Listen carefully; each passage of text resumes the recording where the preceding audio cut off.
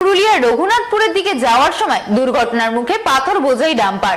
আসানসোলের নিয়ামতপুর চিত্তরঞ্জন রোডের বেনা গ্রাম সংলগ্ন বোলপুরের সামনে এই পথ দুর্ঘটনা ঘটে। আসানসোলের কুলটি থানার অন্তর্গত নিয়ামতপুর চিত্তরঞ্জন রোডের বেনাগ্রাম সংলগ্ন রেল পুলের সামনে পথ দুর্ঘটনাগ্রস্ত গাড়ির চালক জানিয়েছেন, ঝাড়খণ্ড থেকে পাথর বোঝাই একটি হাইওয়ে ডাম্পার নিয়ে তিনি পুরুলিয়ার রঘুনাথপুরের দিকে যাচ্ছিলেন।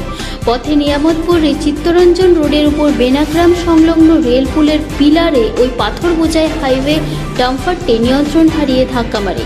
ফলে অল্পের জন্য বড়সড় দুর্ঘটনার হাত থেকে রক্ষা পায় গাড়ির চালক ও খালাসি। ব্রেক ফেল হওয়ার কারণে এই দুর্ঘটনা বলে জানিয়েছেন দুর্ঘটনাগ্রস্ত গাড়িটির চালক। ঘটনার ফলে কিছুক্ষণ রাস্তার যানজটের সৃষ্টি হয়।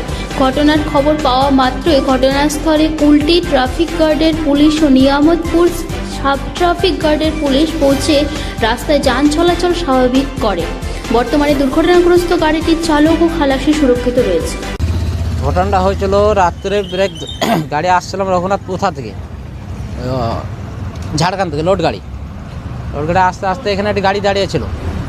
গাড়িটা স্টার্টে ছিল, আমি বুঝতে পারিনি যে গাড়িটা বাড়াবে না। গাড়িটা বাড়ার সময় গাড়িটা দেখলাম যে এখানে গাড়িটা দাঁড়িয়ে আছে ব্রেক ফেল হয়ে, আর আমি সিধা চলে আসছি। গাড়ি কিন্তু আমার ব্রেক আর ধরে না, ব্রেক ফেল হয়ে যায় গাড়ির, সিধা যেবার আমি পিলারে মারি।